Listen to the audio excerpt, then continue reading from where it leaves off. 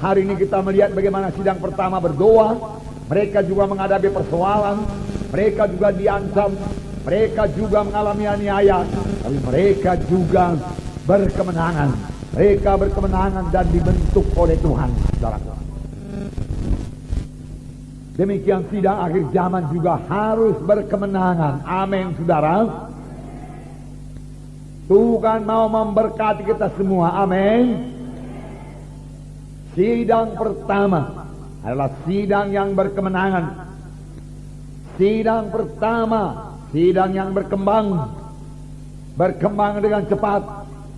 Sidang pertama mengalahkan dunia ini. Sidang pertama, sidang yang berkuasa. Doa mereka berkuasa, pelayanan mereka berkuasa, berita mereka berkuasa. Ini sidang yang pertama. Beritanya sama saja, berita-berita tentang Yesus. Maka sidang akhir zaman juga harus berkuasa. Sidang yang pertama, banyak tanda ajaib, tanda mujizat. Biarlah tanda ajaib, tanda mujizat jadi dalam segenap kebaktian kita. Amin. Bahkan pada hari ini juga biarlah tanda ajaib, tanda mujizat berlangsung di tengah-tengah kita. Amin, saudara. Karena Tuhan yang kita sembah, Tuhan yang tidak berubah. Tapi jangan lupa sidang yang pertama, sidang yang berdoa. Banyak berdoa. Sidang yang pertama tidak jemu-jemu berdoa. Sidang yang pertama tiap-tiap hari berdoa. Mereka menyangka diri mereka berdoa. Mereka suka berdoa. Dan Tuhan menghendaki sidang pada akhir zaman lebih daripada sidang pertama. Bukan hanya sama seperti sidang pertama. Kalau sama seperti sidang pertama juga sudah cukup hebat, sudah cukup luar biasa. Tapi firman Tuhan Hagai pasal 2 berkata, kemuliaan rumah yang kemudian lebih besar daripada kemuliaan rumah yang semula. Kemuliaan rumah Tuhan yang kemudian, yaitu gereja Tuhan yang kemudian, gereja akhir zaman, lebih mulia daripada gereja yang mula-mula. Karena gereja akhir zaman inilah gereja yang akan diangkat oleh Tuhan. Kitalah yang akan diangkat oleh Tuhan pada akhir zaman ini. Amin, saudara. Tuhan Yesus akan datang segera. Dia bisa datang tiap-tiap saat. Jangan kompromi lagi. Tinggalkan semua dosa. Tuhan yang mengangkat sidang yang suci. Tinggalkan semua dosa. Jangan kompromi-kompromi dengan kegelapan. Jangan terikat-terikat lagi dengan adat-adat kegelapan. Adat yang baik, etika yang baik, adab yang baik silakan pakai. Tetapi adat yang kegelapan tolak semua di dalam nama Yesus. Amin, saudara. Pujilah Tuhan. Supaya kita ikut terangkat waktu Yesus datang kedua kali. Pada waktu murid-murid bertanya, Tuhan, kapankah kedatanganmu yang kedua kali? Tuhan Yesus berkata, pada waktu kamu lihat pohon ara bertunas, kamu tahu musim panas sudah hampir. Ini sudah akhir zaman. Biarlah kita hidup benar di hadapan Tuhan. Amin, saudara. Betul-betul melaksanakan kehendak Tuhan. Kalau berdoa dengan sungguh-sungguh sama sebagaimana firman Tuhan minggu yang lalu. Bersungguh-sungguh berdoa. Kalau melayani dengan bersungguh-sungguh melayani. Kalau bersaksi dengan sungguh-sungguh. Jangan malu mengaku Tuhan Yesus. Hidup benar, hidup suci. Tinggalkan semua kegelapan. Sehingga berkat Tuhan juga tidak terhalang kepada saudara. Tidak tersendat-sendat datang kepada saudara. Supaya kutuk dosa dibebaskan dari saudara sekalian. Hidup yang baru, hidup berkemenangan, hidup yang berhasil jadi milik saudara. Yesus mati bukan untuk satu sidang yang lemah. Yesus tidak mati buat sidang yang kompromi. Bukan itu maksud Tuhan. Bukan satu gereja yang pelin-pelan. Bukan satu gereja yang kompromi dengan kegelapan. Itu bukan kehendak Tuhan. Bukan untuk satu gereja yang mati, tidak ada kehidupan di situ. Bukan satu gereja yang lemah yang tidak menjadi terang. Bukan. Yesus mati untuk satu sidang yang hidup, sidang yang berani, untuk anggota tubuh Kristus yang menjadi terang, menjadi saksi. Amin. Untuk itulah Yesus mati, membangun tubuh Kristus, membangun bangsa pilihan Tuhan, imam-imam yang berkerajaan. Firman Tuhan berkata, supaya kamu memberitakan kemuliaan Tuhan sampai Ia datang. Haleluya, saudara. Itulah dia maksud Tuhan. Satu sidang yang suci, satu sidang yang kuat, satu sidang yang tidak kompromi, satu sidang yang tidak lemah, satu sidang yang bersaksi, yang tidak malu mengakui Yesus sebagai Tuhan dan Juru Selamatnya. Ini kehendak Tuhan. Dan ini, saudaraku, sudah bertambah-tambah jadi di dalam sidang Gereja Kemenangan Iman Indonesia ini. Amin. Amin. Haleluya, haleluya. Tetapi bukan berarti pula tidak ada kesukaran, bukan berarti tidak ada penderitaan, tidak ada ujian, tidak ada pencobaan. Bukan. Harus ada pencobaan, harus ada penderitaan. Tapi bukan penderitaan karena dosa, bukan penderitaan karena penyakit, bukan penderitaan karena kutuk dosa. Jesus, Tuhan Yesus mau mengangkat semua penyakit saudara. Amin. Tuhan Yesus mau mengangkat semua kutuk dosa, bahkan sudah mengangkat semua kutuk dosa. Amin. Sudah. Mari bebas. Percayai firman Tuhan ini. Bebas dari kutuk dosa. Supaya anak cucu saudara juga bebas daripada kutuk dosa. Itu yang menghambat kita maju. Kutuk dosa yang menghambat kita untuk keberkatan. Karena kutuk dosa dari dosa. Kalau dari dosa dari setan, setan tidak suka anak Tuhan keberkatan. Mari maju dalam Tuhan. Jadi ada ujian, ada pencobaan, tapi dalam pencobaan itu kita berserah, bersandar kepada Tuhan. Amin. Ini kehendak Tuhan, saudaraku. Kalau tidak ada aniaya, kalau tidak ada pencobaan, kalau tidak ada ujian, maka kekristenan kita akan terus bayi rohani, anak-anak terus. Bagaimana supaya dewasa? Ada ujian, ada aniaya, tapi kita tetap dalam Roh Kudus, tetap percaya pada kuasa Tuhan, tetap dalam Roh. Amin, saudara. Ya, itu membuat kita dewasa. Kerap kali datang aniaya membuat kita bertambah-tambah berdoa. Dan kalau kita bertambah-tambah bersungguh-sungguh berdoa, kita tahu Tuhan pasti memberkati orang yang berdoa. Amin. Ya, luar biasa Tuhan kita itu. Nah, sidang pertama juga tidak luput daripada aniaya, tidak luput daripada penderitaan. Saya membacakan, mari kita baca Kisah Rasul pasal 4 ayat 23 sampai 35. Dapat saudara, mari kita baca bersama-sama Kisah Para Rasul pasal 4 ayat 23 sampai 35. Mari kita baca. Sesudah dilepaskan, pergilah Petrus dan Yohanes kepada teman-teman mereka. Lalu mereka menceritakan segala sesuatu yang dikatakan imam-imam kepala dan tua-tua kepada mereka. Ketika teman-teman mereka mendengar hal itu, berserulah mereka bersama-sama kepada Allah, katanya, "Ya Tuhan, Engkaulah yang menjadikan langit, bumi, laut dan segala isinya.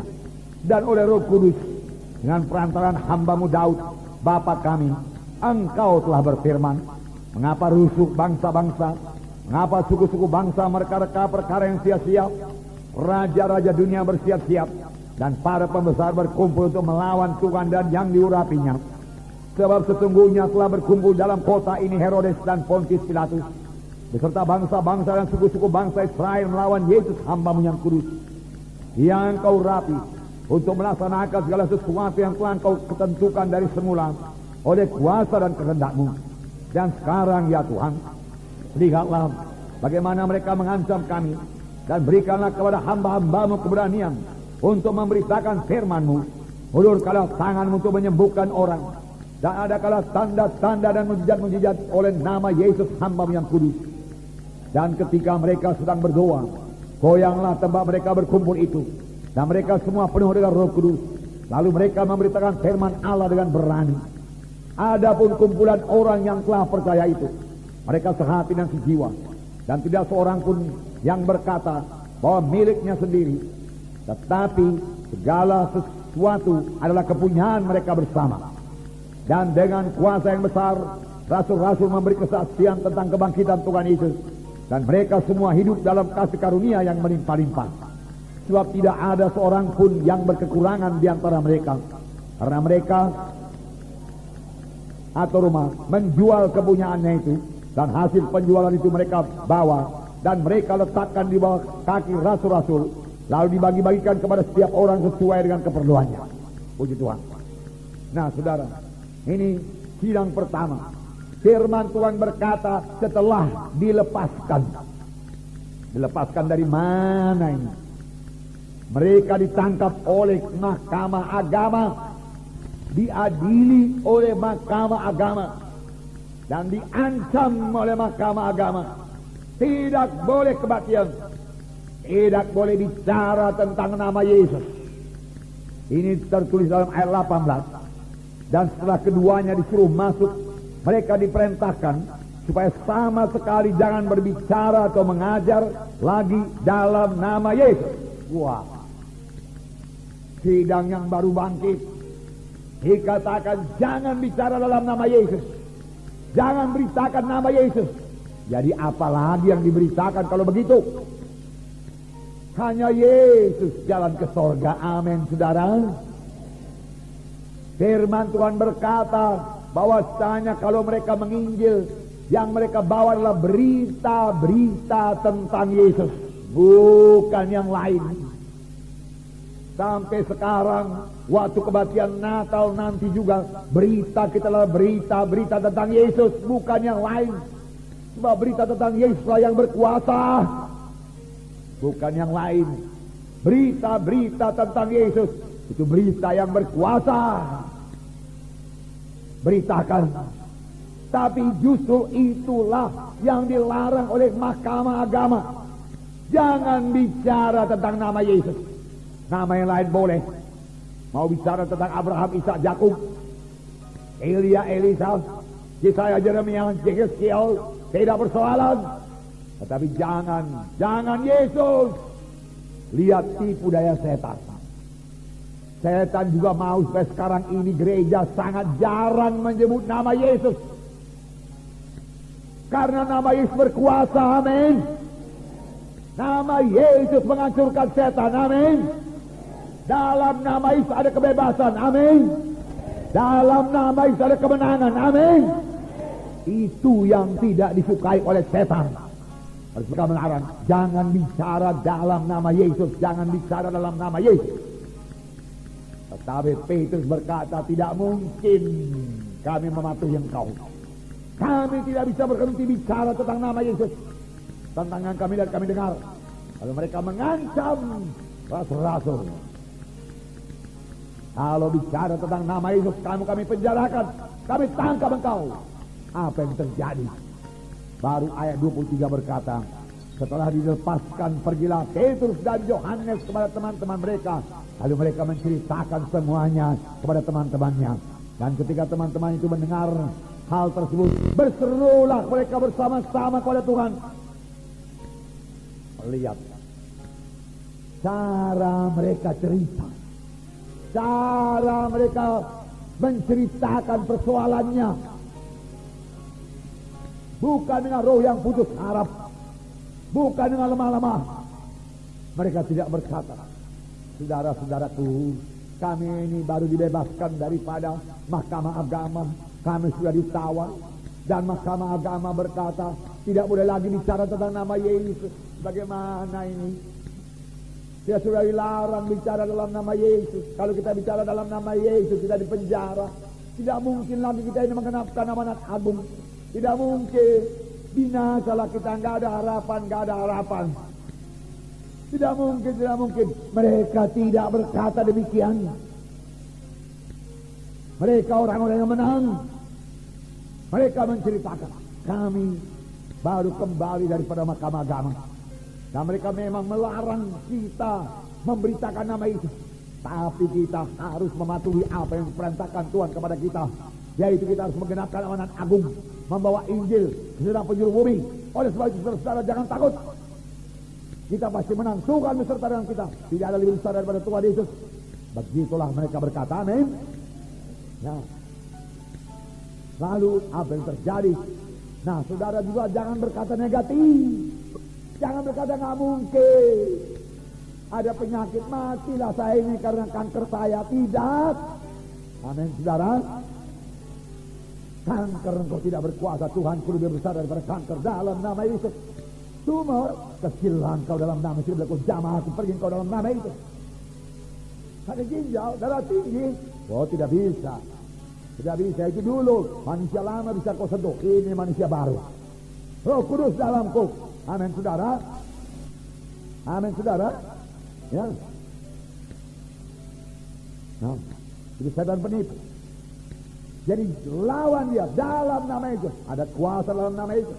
Itu sebabnya setan tidak senang kalau anak-anak Tuhan bicara dalam nama Yesus. Firman Tuhan berkata, kalau kamu berbuat sesuatu, berbuat dalam nama Yesus. Kalau kamu minum sesuatu dalam nama Yesus, terima kasih buat minuman itu kan. Amin, minum. Waktu makan, terima kasih buat berkat minum Tuhan. Kami terima, sucikan semua dengan darah Yesus. Dalam nama Yesus kami makan. Amin. Dalam nama Yesus kami berdoa. Selalu dalam nama Yesus. Mahkamah agama yang berkata, jangan bicara dalam nama Yesus. Tahukah saudara bahwasanya mahkamah agama itu alat setan? Melarang bicara dalam nama Yesus. Betul, saudaraku? Betul? Betul? Tapi Petrus berkata tidak mungkin kami berhenti bicara dalam nama Yesus. Tidak bisa. Kami akan bicara terus. Nah, saudara tengkas dalam nama Yesus. Lalu ketika mereka mendengar hal itu, berserulah mereka. Berseru. Amin. Ada anak Tuhan harus belajar berseru. Apa saudaraku? Aduh, suaranya lembek sekali. Berseru. Yesus.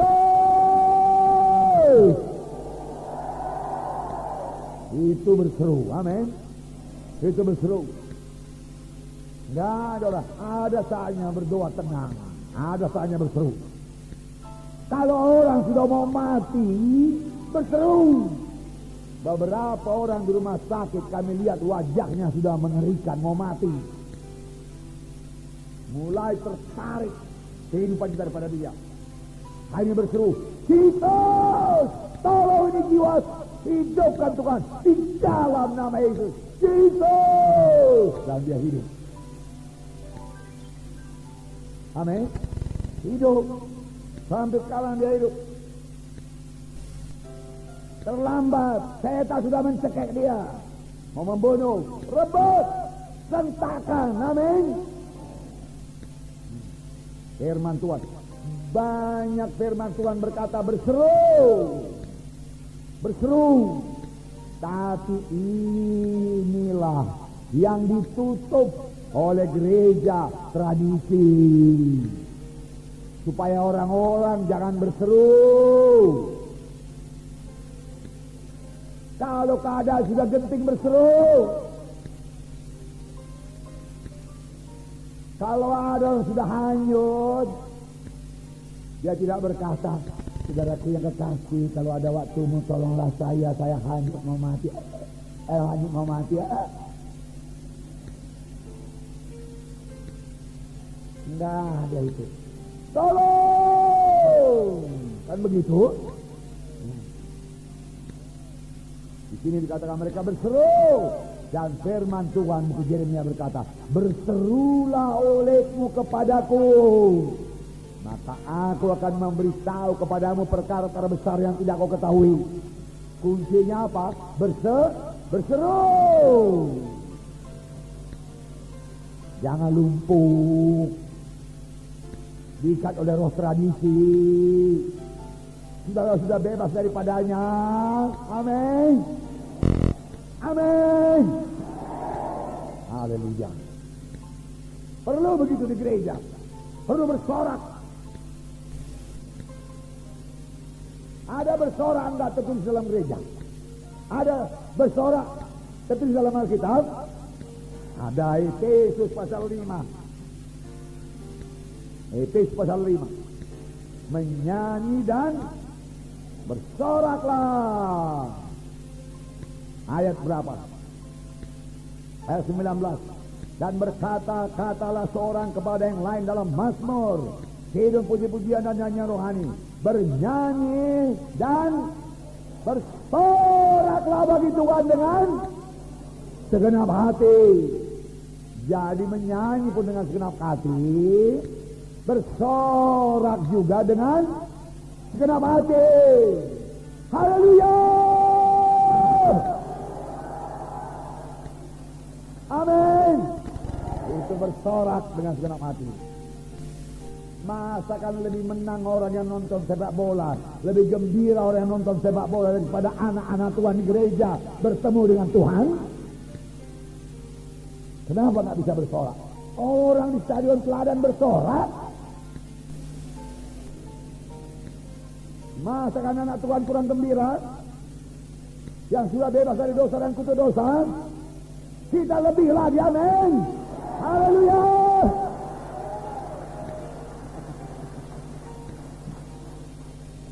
Haleluya. Puji Tuhan. Hari Jumat yang lalu saya menghadiri satu gereja tradisi. Saya nggak tahu apakah dia punya mic atau tidak, karena saya nggak muat lagi di dalam. Gerejanya kira-kira 500 orang lah. Lalu saya di samping, nggak di muka pintu besar di samping. Nggak tahu saya apa yang kejadian di dalam, nggak kedengaran. Kalau ada kor pun nggak pakai musik. Saudara, nyanyi pun saya rasa nggak pakai musik. Saudara, aduh, saudara. Jadi saya nggak tahu apa yang kejadian. Di dalam juga nggak bersemangat. Saya pikir-pikir syukur saya ada di luar. Jadi saya di luar, saudaraku, hanya boleh cerita-cerita di luar, saudara. Di sini kalau saya khotbah jangan cerita, saudaraku, amin.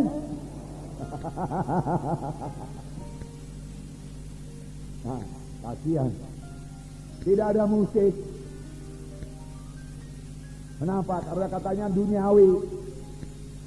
Saudara, musik itu tergantung kepada orang yang memainkannya. Amin.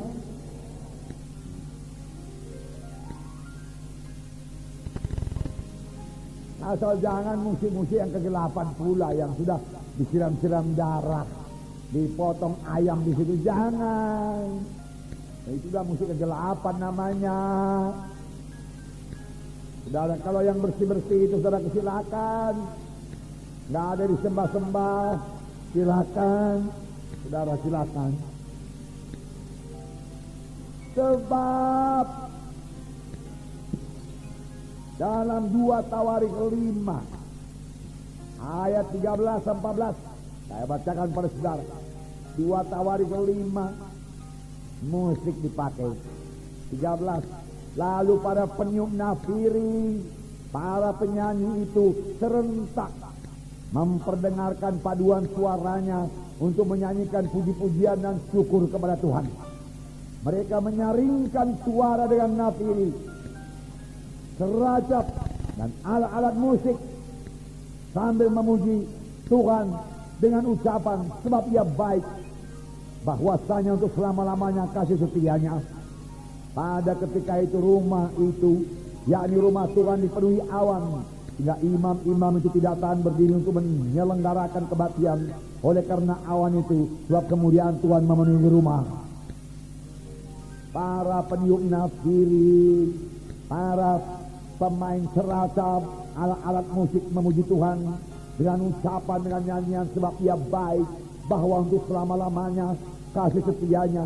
Sebab Ia baik, bahwasanya untuk selama-lamanya kasih setianya. Musik dimainkan, seracap dimainkan, teraku, nafiri ditiup, Dan tiba-tiba Roh Kudus turun dan semua mereka tergeletak. Amin. Yang dikatakan imam-imam tidak sanggup berdiri. Semua tergeletak. Kuasa Tuhan turun. Bebaskan diri saudara dari ikatan-ikatan gereja tradisi. Amin. Kebiasaan tradisi bebaskan. Bebaskan. Jangan coba-coba bawa celebration. Kagareja, tu gereja. Tradisi. Kedagingan katanya nanti. Main samba pula dia di gereja katanya. Padahal selagi Daud menari-nari di muka Tuhan. Amin. Mazmur 149. Mazmur 149.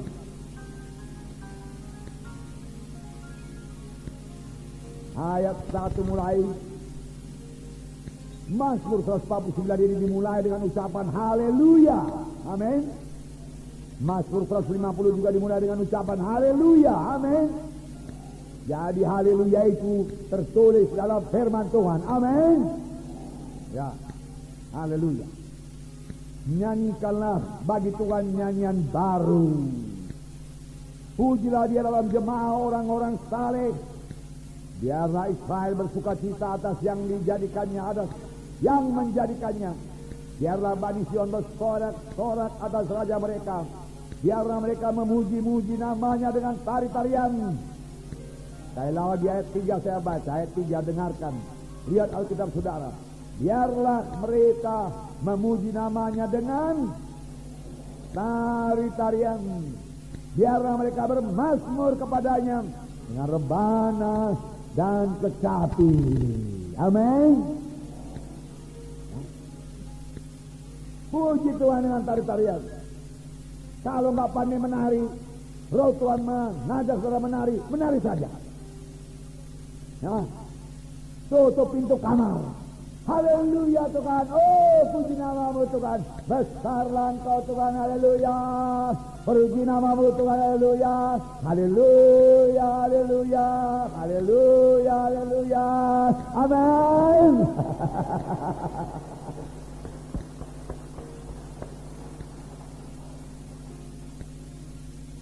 Apa salahnya, saudara? Antara saudara dengan Tuhan aja kan? Tuhan tak akan menertawakan saudara. Tuhan tak akan bilang langkahnya salah itu.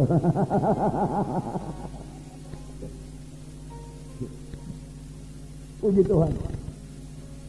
Kalau nggak pandai merebana nggak apa-apa. Merebana dan tari-tarian. Biarlah mereka bermazmur kepadanya dengan rebana dan kecapi. Puji Tuhan, Tuhan membukakan rahasia firman-Nya kepada kita. Tuhan pulihkan dalam sidang kita ini. Hargakan itu saudaraku. Amin. Kita semua dapat berkat. Nah, demikian halnya dengan berseru. Berseru. Nama Yesus begitu berkuasa. Kadang-kadang saya berdoa hanya menyebut nama Yesus. Bukan mantra. Yesus. Syukur Tuhan. Haleluya. Lalu saya ingat berkat Tuhan telah menolong saya dalam satu perkara. Syukur Tuhan Yesus. Yesus. Terima kasih. Yesus. Terima kasih Tuhan. Berkatmu begini. Yesus. Di sini juga aku bersyukur Tuhan kau menolong kami. Yesus. Terima kasih. Terima kasih. Yesus. Terima kasih Tuhan. Terima kasih. Terima kasih. Tidak sulit berdoa. Amin. Tanda kita punya persekutuan dengan Tuhan. Yesus, aku cinta padamu Tuhan. Yesus, aku rindu Engkau Tuhan. Tuhan Yesus, aku mau memuji Engkau, aku mau bersekutu denganmu saja Tuhan. Tidak ada permintaanku Tuhan. Tapi aku mau berkata-kata dengan Engkau. Oh Yesus, aku cinta padamu Yesus. Amin. Dan saudara boleh tahu-tahu sudah setengah jam berlalu.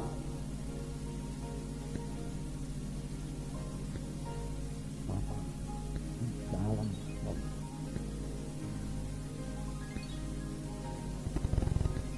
dalam nama Yesus, tolong anak ini Tuhan. Roh penghalang dalam nama Yesus pergi. Kalau nggak bisa berdoa dia merasa. Padahal sebenarnya dia berseru saja, Tuhan Yesus, aku datang di hadirat-Mu Tuhan. Aku datang ke hadirat-Mu, membawa pujian. Besarlah Engkau Tuhan. Hebat Engkau Tuhan, gak ada yang seperti Engkau Tuhan. Aku banggakan Engkau Tuhan. Haleluya. Mudah berdoa bukan? Doa sidang pertama. Apa katanya rupanya? Dalam doanya itu sudah ada persoalan, sudah diancam. Apakah katanya? Dalam Kisah 4 tadi dikatakan, berserulah mereka bersama-sama kepada Tuhan. Katanya, ya Tuhan, Engkaulah yang menjadikan langit dan bumi dan laut dan segala isinya. Dia masih memuji Tuhan. Amin. Minggu yang lalu kita melihat firman Tuhan, seorang perempuan Kanani berdoa kepada Tuhan dan tidak dijawab Tuhan. Tetapi apa diperbuat perempuan itu? Dia tidak menyerah. Firman Tuhan kita baca minggu yang lalu, maka perempuan itu mendekat kepada Yesus dan menyembah Yesus. Amin. Dia menyembah Yesus. Dan Yesus mulai menjawab. Kapan kita mulai menyembah Yesus, memuji Tuhan, membesarkan Tuhan, Tuhan mulai mendengar doa kita dan menjawab doa kita. Amin. Haleluya. Doa mereka doa yang menang.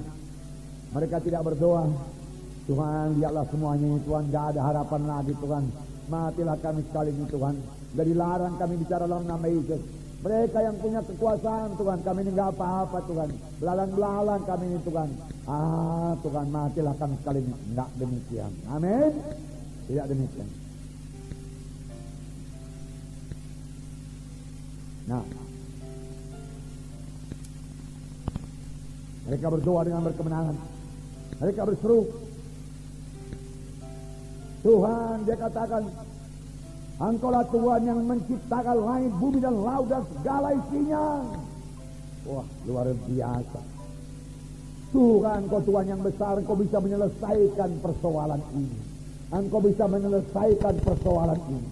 Engkau bisa menyembuhkan saya.